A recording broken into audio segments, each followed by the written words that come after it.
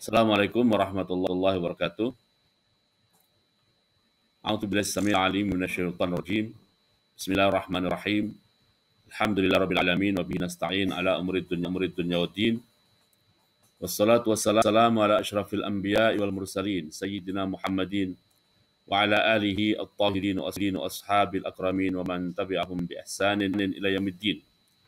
Allahumma 'allimna ma yanfa'una wanfa'na bima 'allamtana innaka antal alim al-hakim. Rabbana zidna ilma warzuqna fahma Rabbana atina min ladunka rahmah wa hayyi' lana min amrina rasyada. Allahumma hdina li ahsanil akhlaq la yahdi li ahsaniha illa anta wasrif 'anna sayyi'aha la yasrifu 'anna sayyi'aha illa anta. Allahumma ati nufusana taqwaha wa zakkiha anta khairu man zakkaha anta waliyuha wa maulaha. Allahumma rabba Jibril wa Mikail wa Israfil fatiras samawati wal ard alimal ghaibi wa syahadah anta tahkumu baina ibadika fima kanu fihi yakhlifun ihdina lima ikhtalafa fihi min al-haqqi bi idnik fa innaka tahdi man tasha'u ila siratin mustaqim. Allahumma ighfir lana wa liwalidina wa limasyayikhina wa limasyayikhihim wa lil hadirin. Bapak Ibu peserta seri ngaji kitab yang dimuliakan Allah SWT dimanapun berada. Alhamdulillah wa syukurillah atas karunia nikmat dari Allah SWT. Pagi hari ini kita bisa melanjutkan seri ngaji kitab kita. Kita memohon dan berdoa kepada Allah SWT semoga dalam pengajian hari ini Allah berkenan memberikan taufik, hidayah, ilmu dan pemahaman yang baik dan benar pada kita, dan semoga apa yang kita pelajari, apa yang menjadi pemahaman dan ilmu kita diberikan keberkahan oleh Allah SWT, dijadikan sebagai sesuatu yang bermanfaat fidini wal akhirah, untuk diri kita, untuk keluarga kita, dan untuk masyarakat kita. Amin ya rabbal alamin. Bapak Ibu dan juga Bapak Ibu peserta pengajian yang dimanapun berada yang dimuliakan Allah SWT, hari ini mohon maaf saya tidak bisa menyiarkannya secara live di YouTube. Dari tadi berusaha untuk mengklik streaming YouTube-nya tapi tidak bisa masuk ya. Sedang ada gangguan, sedang ada masalah. Tetapi insya Allah saya rekam, insya Allah nanti kalau sudah selesai bisa kita upload insya Allah.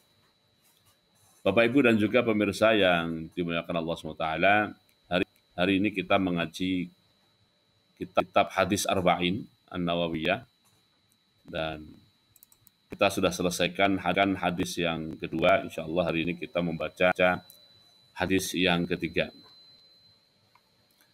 Wa bi isnadi al-muttasili ila Imam An-Nawawi rahimahullah, qala al-Imam An-Nawawi rahimahullah, al-haditsu ats-tsalitsu. Al-haditsu ats-tsalitsu, hadis yang ketiga.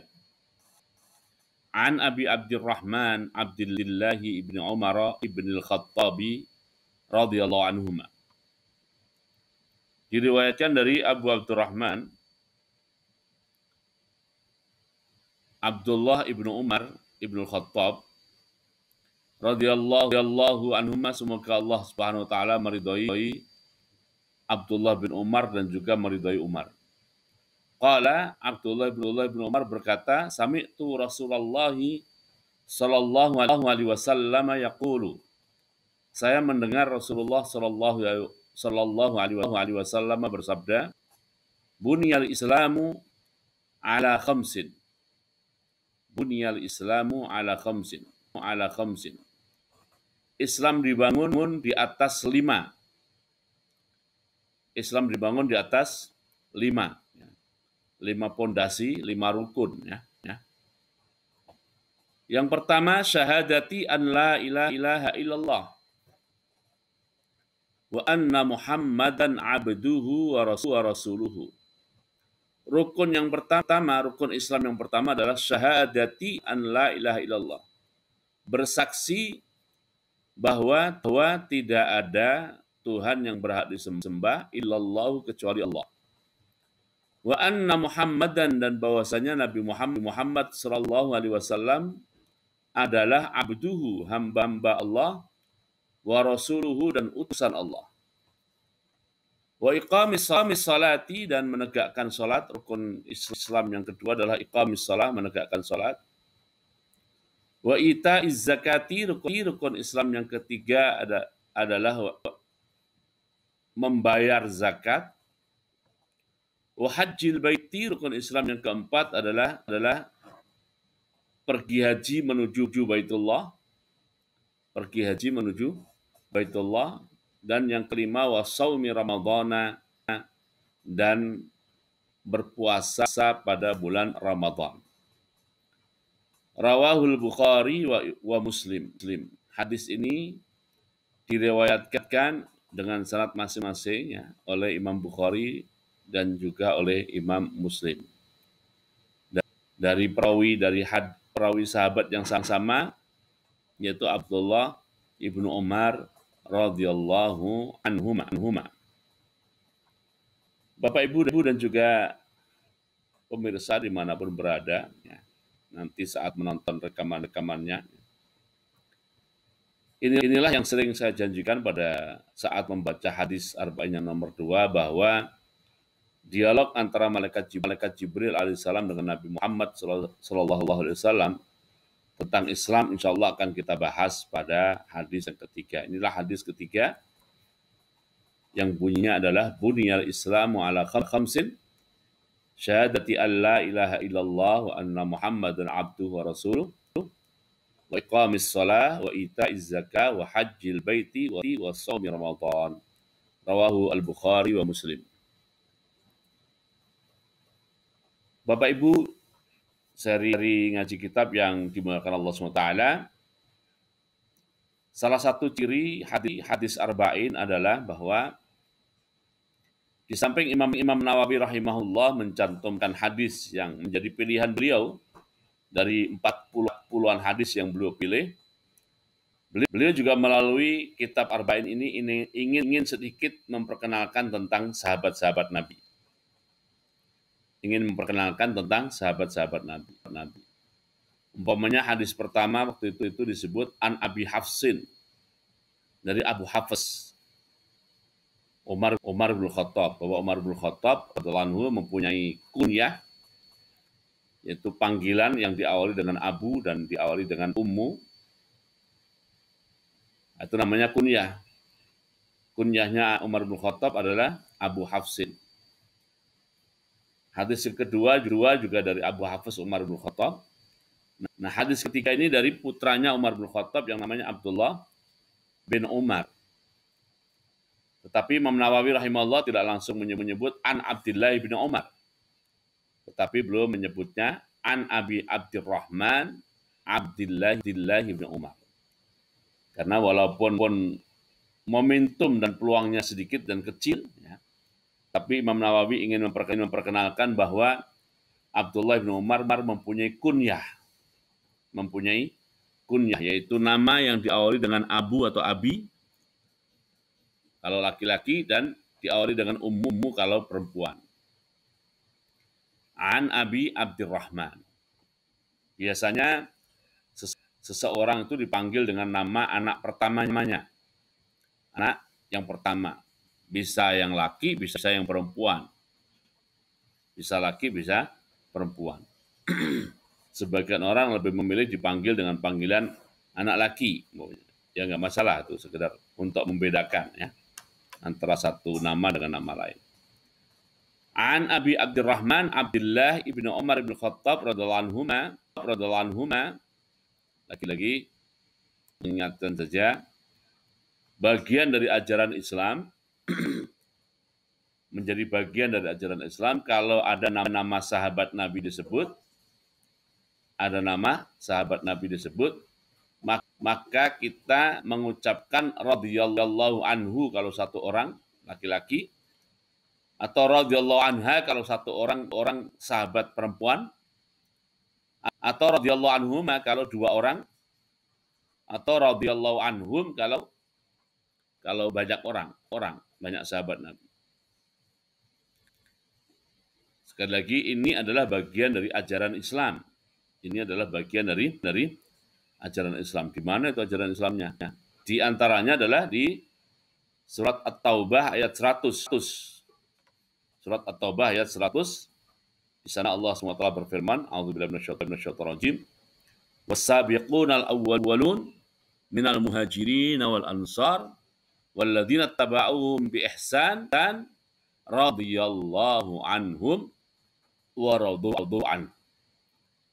Jadi di At-Taubah 100 itu Bapak Ibu yang dimuliakan Allah Taala, pada saat Allah SWT menyebut as-sabiqun al-awwalun minal muhajirin wal ansar, atau dengan bahasa lain menyebut sahabat-sahabat Nabi, Allah SWT memberikan contoh untuk kita bahwa Allah menyatakan radhiyallahu anhum wa radu'an.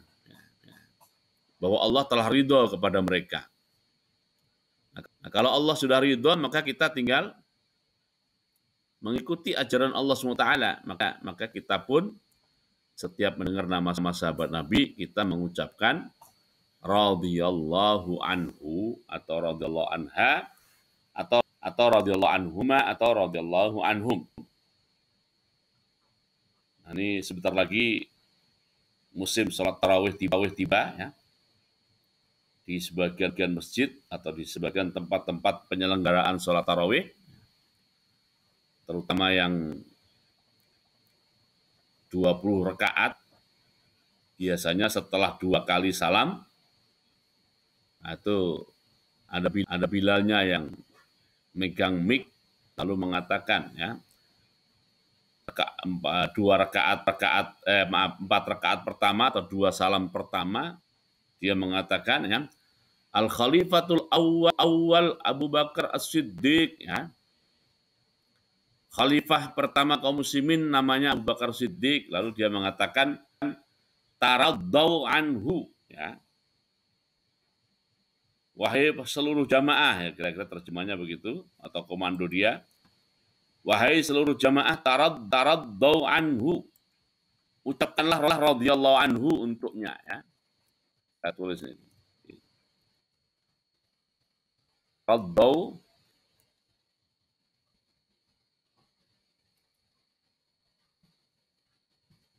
anhu. Maka ucapkanlah radhiyallahu anhu untuknya. Maka jamaah pun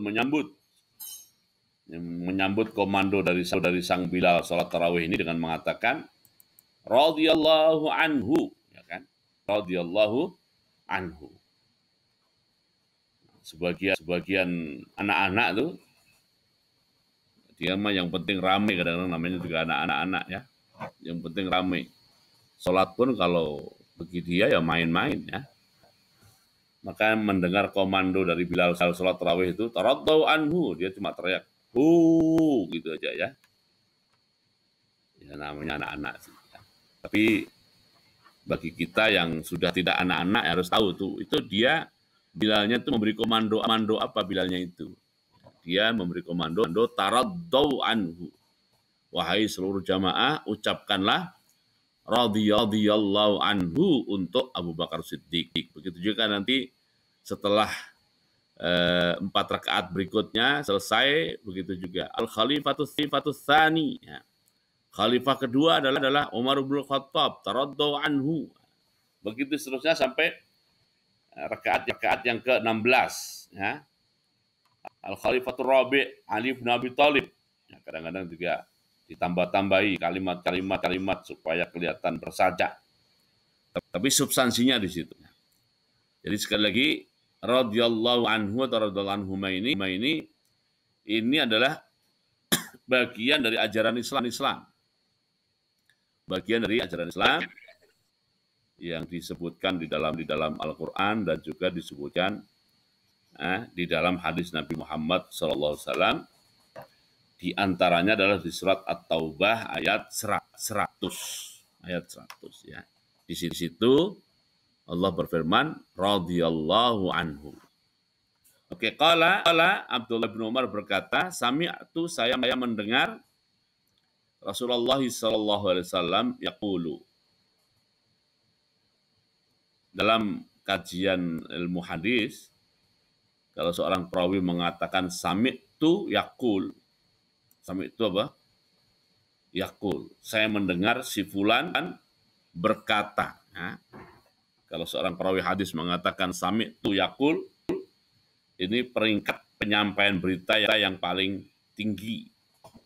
Penyampaian berita yang paling tinggi. Karena dia mendengar dengan alat pendengarannya dan dia juga menyaksikan dengan mata kepalanya bahwa si fulan itu bersabda. Kalau dalam hal ini bahwa Nabi Muhammad SAW bersabda, mendengar dengan telinga, menyaksikan dengan dengan pandangan matanya, bersabda.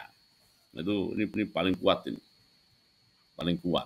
Cukup itu ya segitu. Tapi kalau misalnya mau ditambah-tambah juga lebih kuat lagi. Nah, Rasulullah bersabdanya adalah buniyal Islamu. Bunia al-Islamu. Islam dibangun. Berarti Islam itu oleh Rasulullah SAW dalam hadis ini digambarkan. Islam digambarkan atau dideskripsikan sebagai suatu bangunan. Dideskripsikan sebagai suatu bangunan atau satu konstruksi. Nah, sebagai bangunan, ya lengkapnya tuh macam-macam pasti. Ada pintu, ada jendela, ya kan? Ada dinding, ada kamar-kamar, ada plafon, ada atap. Gitu. Sebagai bangunan yang sempurna. Hanya saja Nabi Muhammad SAW, beliau tidak menjelaskan kesempurnaannya itu secara menyeluruh. Tapi beliau SAW menggarisbawahi rukun-rukunnya saja.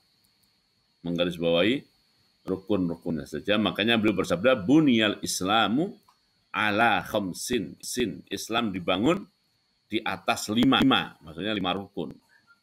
Apa itu rukun? Asal muasal kata rukun itu adalah pojok-pojok. Asal muasal kata rukun adalah pojok. Kenapa istilah rukun itu kemudian dipergunakan dalam konteks pelajaran agama? Ada rukun Islam, ada rukun iman. Nah, kita perhatikan pojok itu. Dalam satu bangunan, pojok adalah posisi di mana sang pembangun itu menempatkan tiang utama untuk menopang bangunannya.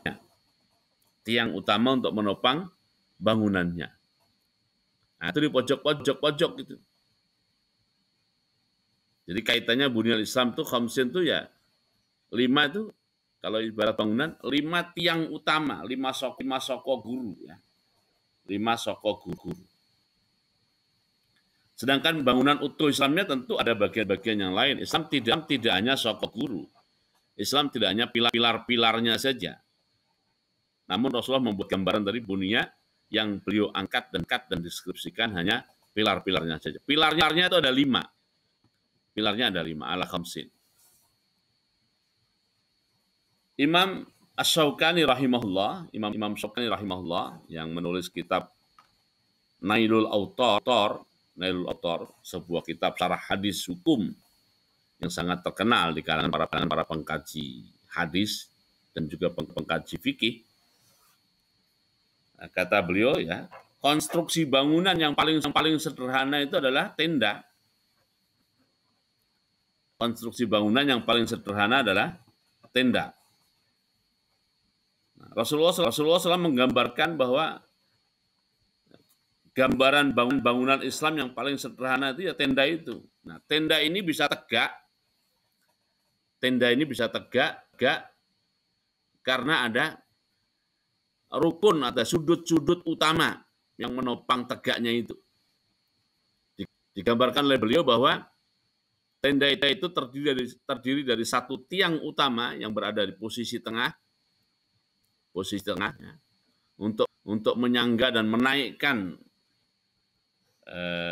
body tendanya itu yang di tengah begitu satu. Lalu supaya mengembang bodi tendanya, tenda itu dipasang tali, ditarik ke empat sudut. pasang tali, ditarik ke 4 sudut. Maka posisi tiang utama itu adalah rukun. Nah, dan posisi 4 titik sudut itu juga rukun. Itu juga rukun. Lalu tali yang ditarik ke 4 sudut itu ditalikan atau diikatkan mungkin ke pohon. Kalau tidak ada pohon mungkin ke batu, ya. Mungkin juga sudah dipersiapkan pasak. Pasak itu sesuatu yang ditancapkan ke dalam tanah sehingga bisa menjadi tumpuan kuat pada saat diikat tali kepadanya. Nah, masing-masing lokasi pojok itu apakah itu pohon, ataukah itu batu, ataukah itu pasak, nah, masing-masing posisi itu istilahnya dalam bangunan adalah rukun. Nah, dalam hadis ini, Bapak Ibu yang dimuliakan Allah SWT, Islam dibangun, deskripsi bangunan paling sederhana, tenda, posisinya ada tiang utama di tengah, satu, lalu ada 4 sudut yang menarik tenda itu supaya mengembang, sehingga dalamnya tenda itu bisa longgar dan bisa luas. Nah, ada 5 begitu. Yang nomor 1 terdiri dari 2 rangkaian. Rukun pertama terdiri dari 2 rangkaian, yaitu syahadati an la ilaha illallah wa anna muhammadan abduhu wa rasuluhu. Rukun pertama Islam adalah memberikan kesaksian, syahadati. Memberikan kesaksian bahwa tidak ada Tuhan yang berhak disembah kecuali Allah, dan bahwasanya Nabi Muhammad SAW adalah hamba dan utusan Allah. Syahadati, memberi kesaksian, ini terjemah yang lazim, ya. Terjemah yang lazim. Kalau kata syahadat ini ditelusuri dari sudut pendekatan kebahasaan, dari sudut pandang kebahasaan, maka syahadat itu mempunyai makna nomor 1 adalah al-hudur, hadir. Al-huduru apa? Hadir. Hadir itu apa hadir? Hadir ya tidak abstain, ya. Tidak abstain. Ada gitu. Sosoknya itu ada, itu namanya hadir. Ya. Oke, itu penelusuran bahasa tentang makna syahadat. Contoh, ya. Contoh hadir itu adalah di surat Al-Baqarah 185, ya. 185. Allah berfirman, syahrul Ramadan alladzi unzila fihi al-Qur'an hudan linnas wa bayyinatin minal huda wal furqan. Lalu faman syahida, maka siapa saja yang hadir, ada maksudnya, pada saat bulan Ramadan tiba, faman syahida minkum syahr falyasumhu. Jadi syahida di surat Al-Baqarah 185 bisa dimaknai hadir dalam arti ada. Juga bisa dimaknai hadir dalam arti dia sedang tidak bepergian. Dia sedang tidak bepergian, karena bepergian itu menjadi sebab seseorang itu absen, ya. Lawan dari hadir. Oke. Itu makna syahadat yang pertama. Nah, karena hadir dan tidak absen, maka dia menyaksikan apa yang dia hadir padanya itu. Menyaksikan itu bisa dimaknai melihat apa yang terjadi. Bisa dimaknai melihat, menyaksikan itu satu. Yang kedua, menyaksikan juga bisa dimaknai dia mengerti betul suatu peristiwa itu terjadi. Mengerti. Jadi menyaksikan itu kalau mau dicabang-cabang itu cabang pertama itu ya melihat. Cabang kedua adalah karena melihat maka dia mengetahui peristiwa atau suatu peristiwa yang dilihatnya secara, ya, peluangnya adalah secara detail dan rinci.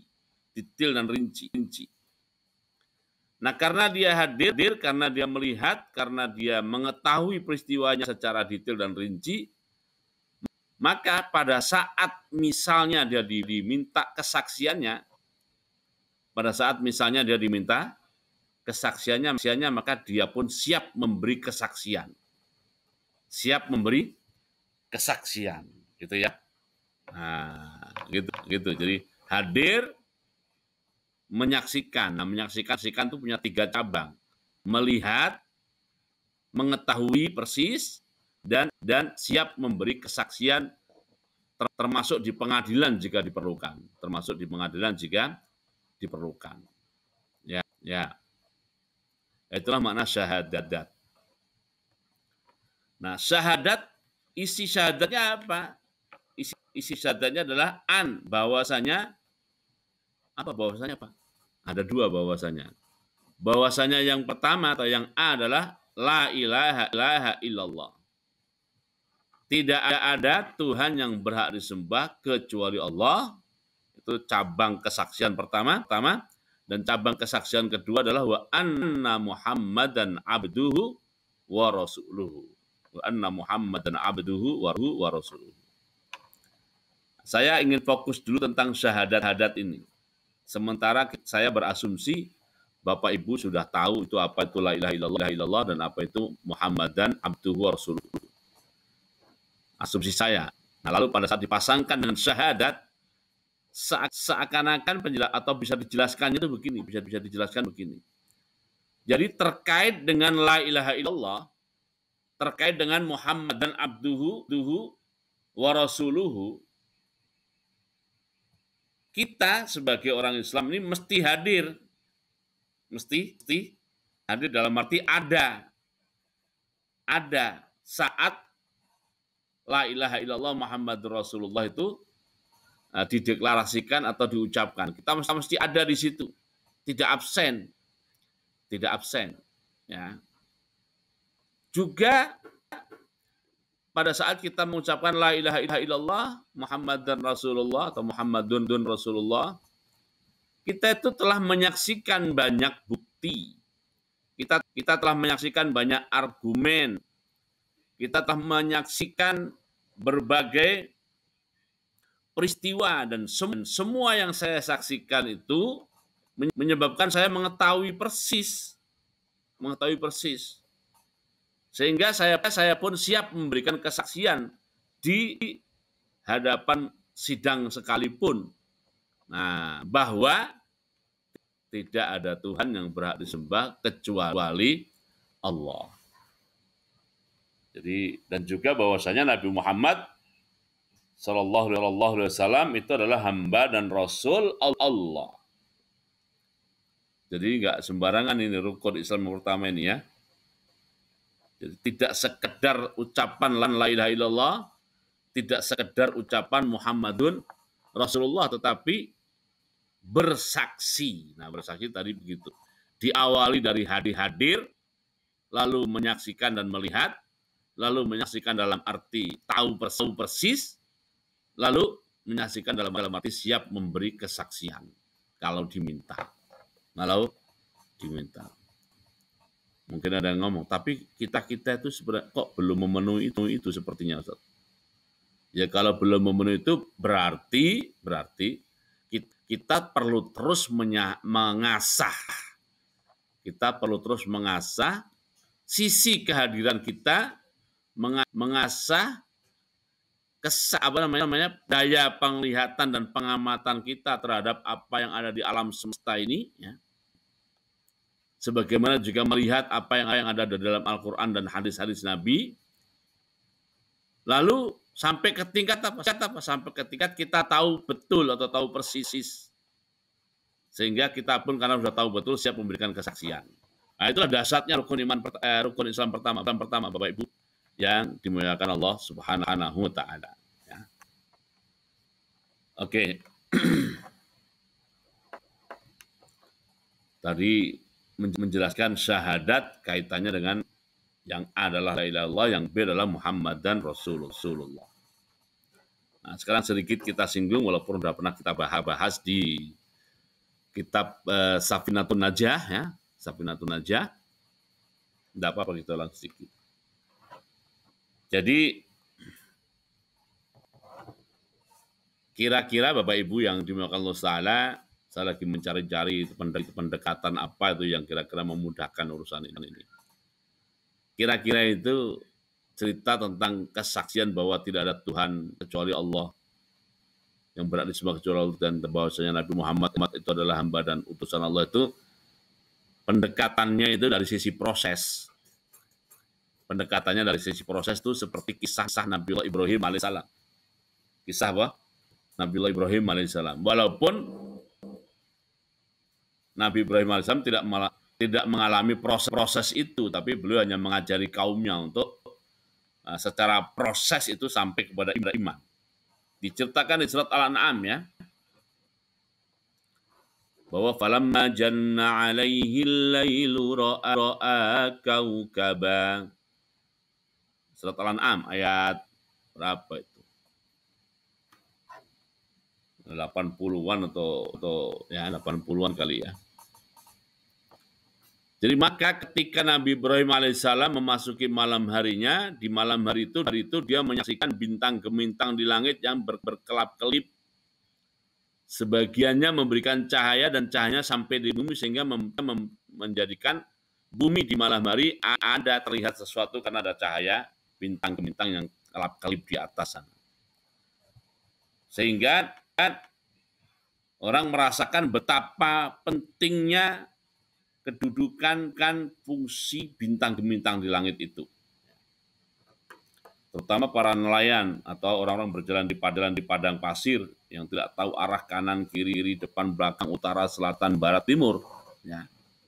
Maka posisi-posisi bintang itu sangat menolong mereka. Mereka harus berjalan ke arah mana. Ke arah mana. Artinya merasakan betul ya, betapa pentingnya dan betapa strategisnya bintang gemintang di langit itu ya. Tapi ternyata setelah diamati hilang juga dia lama-lama, sirna itu bintang gemintang ya.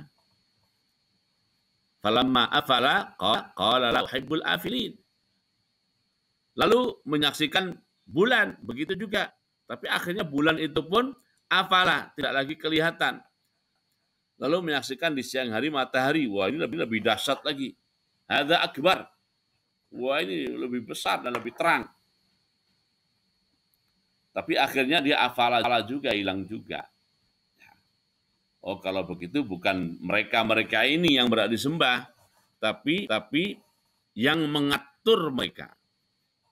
Yang mengatur mereka. Nah, inilah cerita ini disuguhkan menurut para ulama adalah bukan berarti Nabi Ibrahim mengalami era itu.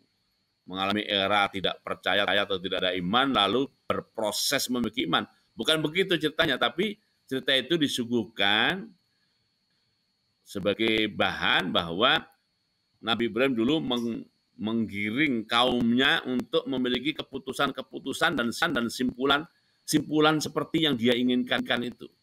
Nah, proses sampai akhirnya membuat kesimpulan itulah namanya proses bersyahadat. Proses apa?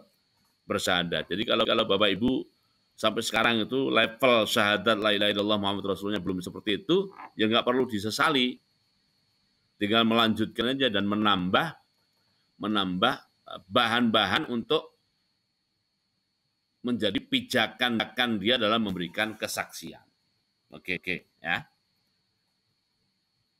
Tidak ada Tuhan. Nah, dari cerita Nabi Ibrahim itu pengalamannya itu semuanya itu nggak layak disembah semuanya. Semuanya nggak layak disembah karena bisa mengalami peristiwa namanya afala. Afala itu hilang tiba-tiba. Nah, kita kan sebagai hamba itu keperluan kita kepada Allah SWT itu tidak ada batasan waktu. Kapanpun kita perlu kepada Allah, kita kan memanggil nama Allah dan meminta kepadanya. Nah, kalau dianya lagi hilang gimana, ya kan? Ya itu. Makanya semuanya bisa hilang kecuali Allah SWT. Syahadati an la ilaha illallah. Yang kedua, wa anna Muhammadan abduhu wa rasuluh. Sama juga, kita perlu hadir, kita perlu melihat bukti-bukti, melihat fakta-fakta, membaca Al-Quran, membaca hadis, melakukan tadabbur alam, dan sebagainya. Yang ujung dari semua proses itu adalah kita memberikan kesaksian. siap memberikan kesaksian. Isi kesaksiannya bahwasanya Muhammad ibnu Abdullah al-Qurashi, Muhammad bin Abdullah yang dari suku Quraisy, beliau itu adalah hamba Allah dan juga Rasul Allah. Dan juga Rasul Allah. Ya. Salah satu makna dan cakupan dari anna Muhammad dan abdu wa rasuluhu, Nabi Muhammad sebagai Rasul itu artinya sumber ajaran kita itu harus dari sana.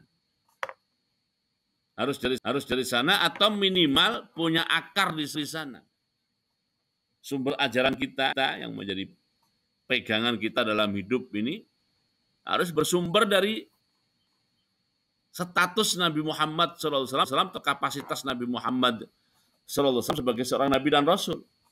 Sebagai seorang Nabi dan Rasul. Harus ke sana. Ya. Oke. Ya.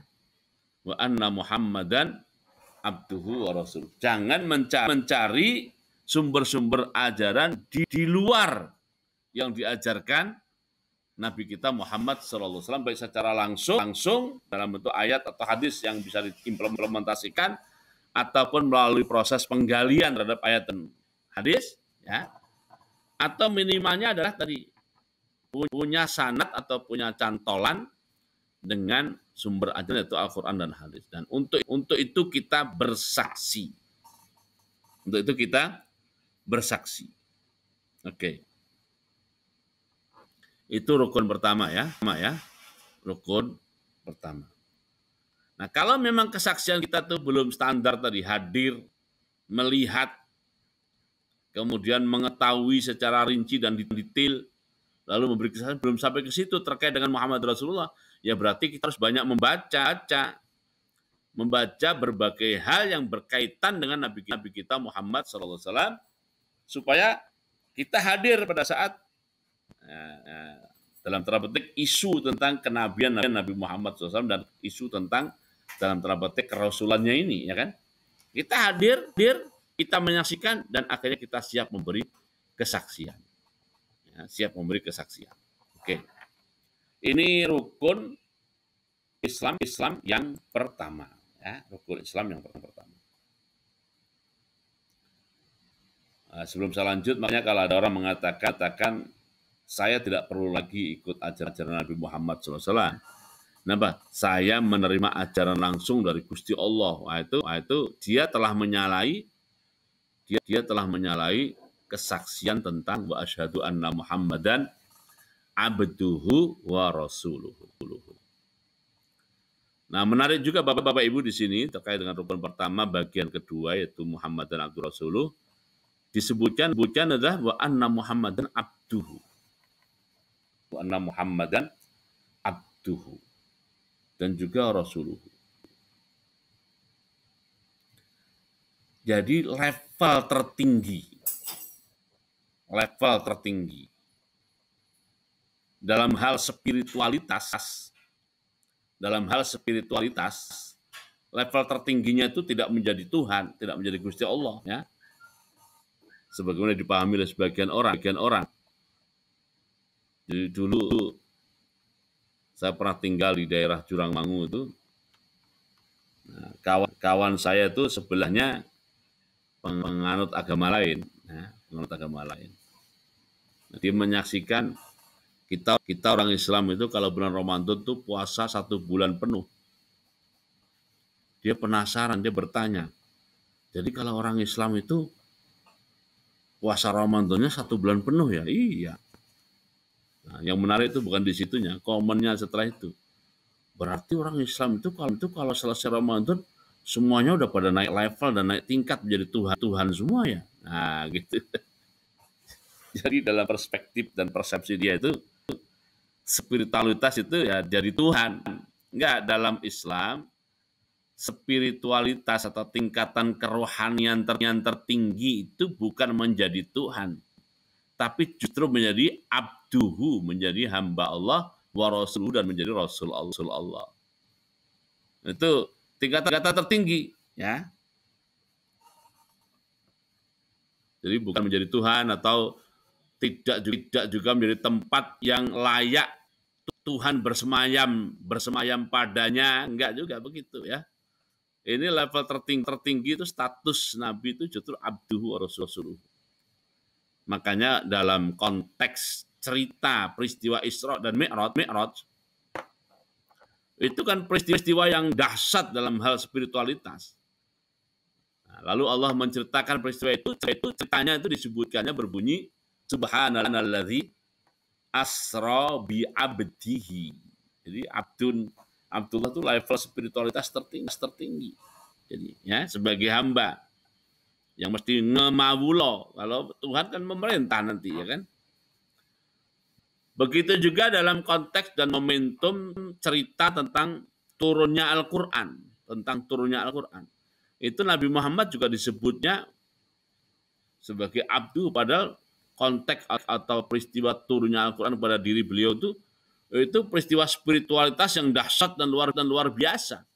Tapi ternyata yang dahsyat luar biasa itu oleh Allah disebutkan kapasitas Nabi Muhammad SAW adalah abduhu wa rasuluhu, yaitu di awal surat Kahfi, alhamdulillahilladzi anzala ala abdihil kitaba wa lam yaj'al lahu iwaja, itu disebutnya ala abdihi ya, kepada hambanya.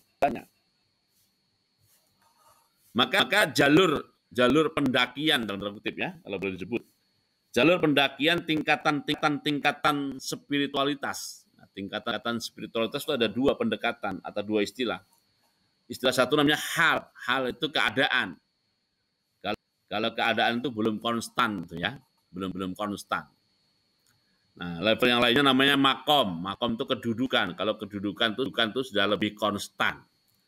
Nah, dalam menapaki tangga-tangga spiritualitas ya, tangga-tangga spiritualitas, baik yang sifatnya hal ataupun yang sifatnya makom, itu level tertinggi dari tingkatan spiritualitas itu adalah saat kita berstatus dan layak disebut sebagai hamba sejati. Hamba sejati yang menjadikan hidupnya seluruhnya luar dalam termasuk batinnya untuk menghamba kepada tuannya, dalam hal ini Tuhannya itu Allah Subhanahu wa taala. Itu jadi oleh karena itu jangan Bapak Ibu nggak usah lah berburu tingkatan spiritualitas tapi tidak mengarah kepada kedudukan dan posisi hamba sejati, jangan ya. Jadi melakukan, kalau bahasa di tarekat itu melakukan berbagai jenis suluk ya, supaya apa? Supaya menjadi layak menjadi tempat bersemayamnya Tuhan, istilahnya adalah hulul ya. Sehingga ujungnya nanti dia menyatu dengan Tuhan, namanya manunggaling kawula Gusti. Ndak akan manunggal antara kawula dengan Gusti itu. Tetap ya, kawula ya kawula, Gusti ya Gusti ya. Oke, jadi kita mengejar tingkatan tuh hal ataupun makom itulah makom ubudiyah. Makom apa? Ubudiyah. Rasul itu sumber risalah. Sumber ajaran itu harus dari Nabi Muhammad SAW. Atau minimal nyantol kepada Nabi Muhammad SAW. Nyantol pada Nabi Muhammad SAW. Oke, itu rukun Islam yang pertama. Yang kedua adalah wa iqamis shalah, dan menegakkan salat. Iqamis shalah. Kalimat iqamis shalah ini Bapak Ibu yang dimaksud Allah Taala menunjukkan bahwa ada level quality dari salat itu yang tertinggi. Yang perlu kita kejar supaya kita sampai ke sana. Nah, proses mengejar menuju ke sana ini adalah proses iqamah. Kalau belum sampai berarti gimana dong? Yang jalani terus saja. Ini salah satu isyarat dari kata-kata iqamis shalah. Isyarat dari kata-kata iqamis shalah ya. Bahwa sholat, walaupun sama-sama sholat, saya sholat, Bapak Ibu sholat, nanti ada seorang kiai sholat, ada seorang waliullah sholat, ada seorang sahabat Nabi sholat, ada Nabi Muhammad sendiri juga sholat, tapi kan kualitas sholatnya beda. Nah, kalimat iqamis shalah itu ada isyarat bahwa proses menuju kualitas sholat yang hakiki. Oke, ya, ada isyarat seperti itu. Nah, kalau gambaran tentang iqamis shalah itu deskripsi sederhananya itu seperti yang diungkap oleh para salafus soleh, yang kalau kita gabungkan iqamatus sholat atau iqamus sholat itu mencakup aspek lahiriah organ-organ tubuh kita itu, ya, itu harus bergerak dan bertindak mengikuti ajaran Rasulullah SAW. Bagaimana kita takbir, mengangkat tangannya, bagaimana kita membunyikan Allahu Akbarnya. Itu nanti di pelajaran fikih itu akan ada pendetilan yang sangat unik nanti, ya, di hari fikih itu hari Kamis, tapi bukan Kamis depan ini kayaknya, masih beberapa waktu lagi, ya. Itu lahiriahnya. Masih lahiriah juga yang dimaksud iqamah sholat itu bahkan sebelum kita takbir. Sebelum kita takbir itu era persiapan sholat. Itu sudah harus diperhatikan dalam rangka iqamah sholat. Nah, kita perhatikan syarat-syarat sholat. Nah, nanti di fikih akan dijelaskan. Kita harus perhatikan rukun-rukun sholat. Rukun-rukun sholat. Di antara syarat sholat itu bersuci. Di antara rukun sholat itu memakai pakaian yang tidak najis. Nah, itu sebelum sholat itu sudah kita persiapkan. Itu seluruh persiapan itu namanya sudah proses iqamatus sholat. Nah, setelah tadi takbir, seluruh aspek lahiriahnya mengikuti ajaran Nabi Muhammad SAW. Lalu ada lagi tambahan, memperhatikan memperhatikan adab-adab sholat. Kalau waktu itu sudah masuk di syarat-syarat sholat. Adab-adab sholat. Adab ini pun juga ada adab lahir dan juga ada adab batin. Ada juga adab batin. Nah, jika tiga hal ini sudah kita kelola dengan baik, ya, itulah namanya menegakkan sholat. Tapi seandainya belum sampai ke situ, tadi isyarat kata-kata iqamatus sholat itu adalah menunjukkan proses menuju sana. Nggak masalah, kita masih berproses, nggak masalah, ya. Oke, itu rukun kedua. Rukun ketiga, wa ita'uz zakah, membayar zakat. Bahasa yang dipakai dalam konteks rukun Islam ini adalah ita, ya. Artinya orang yang sudah sampai pada nisab, artinya dialah yang mesti proaktif. Dialah yang mesti apa? Proaktif untuk menyerahkan dan membayarkan zakatnya. Gitu. Proaktif, ya. Ita'uz zakah. Yang keempat, haji menuju Baitullah. Di ayatnya ada tambahan liman istata'a ilaihi sabila, bagi yang mampu jalannya. Dan nomor 5 adalah saumi Ramadan. Mungkin ada yang bertanya, ini kok urutannya haji dulu baru puasa Ramadan? Ini uniknya Bapak Ibu, ya. Uniknya pelajaran hadis di dalam Islam itu begitu. Jadi kalau dia menerima dari perawi sebelumnya itu urutannya begini, ya dia harus menceritakan ulangnya sesuai dengan yang dia dengar. Kalau dia betulkan, maksudnya membetulkan itu malah terhitung berbohong, malah dianggap apa? Berbohong. Jadi dengarnya bagaimana, sampaikan sesuai dengan yang didengar, jangan dinilai positif negatifnya. Nah, kalau sampaikan sesuai dengan dengar, itu namanya orang jujur. Tapi kalau kita atas inisiatif kita sendiri, kita melakukan koreksi, dan yang kita sampaikan itu adalah hasil koreksian kita, lalu kita katakan saya menerima ini dari guru saya sebelumnya, dia berbohong pada gurunya. Yang ujung-ujungnya sampai berbohong kepada na'udzubillah min dzalik Rasulullah SAW. Jadi walaupun terbalik, tetap riwayatkan terbalik. Kalau urutannya seperti yang kita hafal, ya, rukun iman pertama syahadat, rukun iman kedua rukun Islam pertama syahadat, rukun Islam kedua menegakkan sholat, rukun Islam ketiga membayar zakat, rukun Islam keempat puasa Ramadan. Nah, itu yang memang urutannya begitu lazimnya. Tapi di sini ya, kita perlu menggarisbawahi uniknya pelajaran hadis dan pelajaran meriwayatkan itu. Dia harus menceritakan sesuai yang dia dengar. Tidak boleh kreatif nambah-nambahi, ya. Jadi umpamanya Bapak Ibu mau bercerita mengatasnamakan saya, ya. Cerita mengatasnamakan. Nah, karena mengatasnamakan saya, maka yang Yang saya sampaikan secara salah pun juga harus disampaikan. Nggak boleh mengoreksi ibu-ibu. Bapak-bapak nggak boleh mengoreksi saat posisinya meriwayatkan. Perhatikan, saat posisinya apa? Meriwayatkan. Nah, gitu. Kalau misalnya mau melakukan koreksi, ya sumber koreksiannya harus dijelaskan. Jadi harus mengatakan, saya menerima riwayatnya seperti ini bunyinya. Tapi dari sumber yang lain, ya, saya menemukan nggak begini. Nah, tapi kan yang penisbatan yang keliru ini tetap apa adanya. Itu namanya jujur. Namanya jujur. Tetap apa adanya. Oke ya, jadi urutannya kok kenapa haji dulu baru puasa Ramadan? Karena perawinya menerimanya begitu ya. Udah ikut saja. Sebab kalau dia mengubah, sementara penisbatannya kepada jalur sanad yang ini, dia disebut bohong dalam kasus sanad itu. Ya.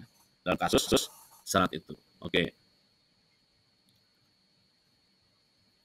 Nah, kalau ditelusuri dalam kitab-kitab hadis ya yang tidak terbalik juga banyak riwayatnya. Tapi bukan yang sanad yang ini sanad yang berbeda lagi. Oke, alhamdulillah ya, berarti kita sudah selesai membahas hadis yang ketiga. Saya tidak melakukan syarah atau pengulasan secara panjang-panjang lebar. Nanti jadinya kita tidak belajar arba'in, kita belajar syarahnya. Dan di antara maksud ngaji kita itu yang kecil-kecil biar ada pengalaman khatam ya.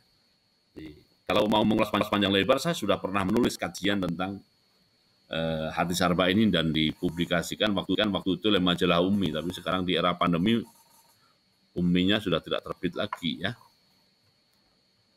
Nah, saya lagi mengumpulkan masalah saya itu, problem saya itu adalah kalau saya nulis, habis itu saya tidak ingat tulisan itu ada di mana. Jadi walaupun dulu kajian terhadap arba'in sudah selesai, tapi tulisannya sampai sekarang saya kolek belum berkumpul lengkap. Jadi kalau mau dicetak itu belum lengkap.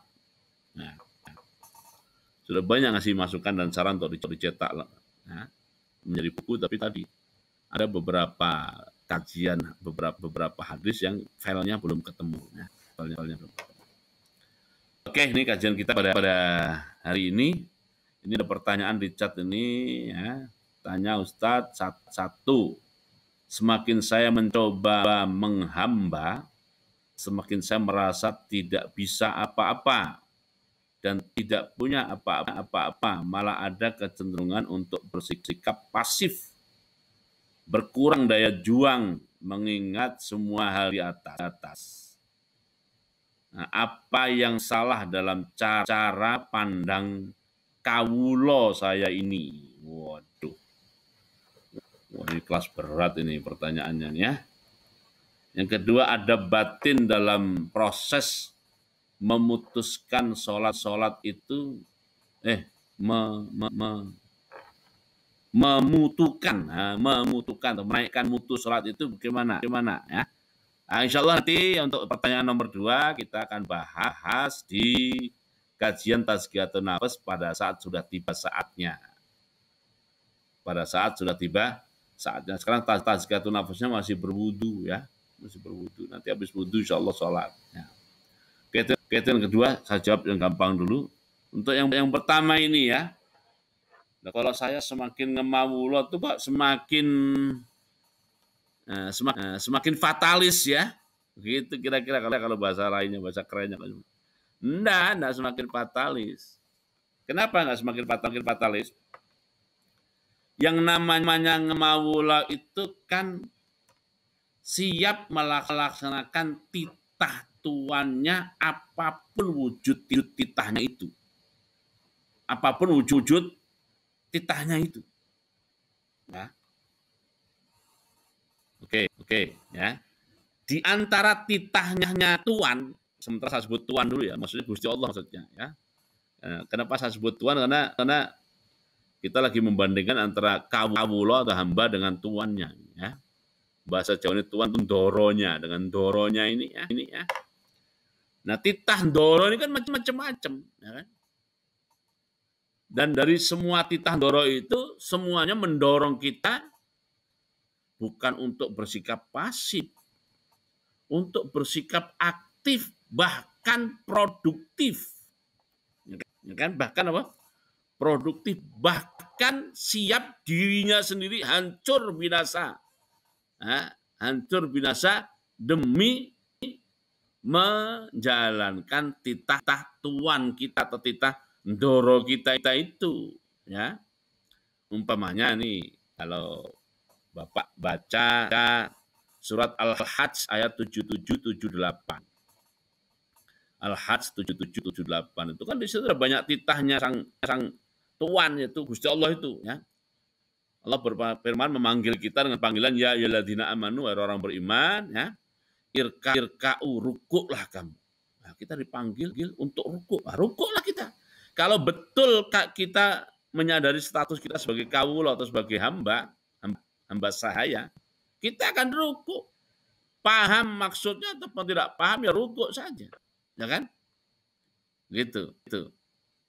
Tentu akan lebih mantap kalau paham. Karena ikom itu kan menegakkan itu, ya tuntutannya paham.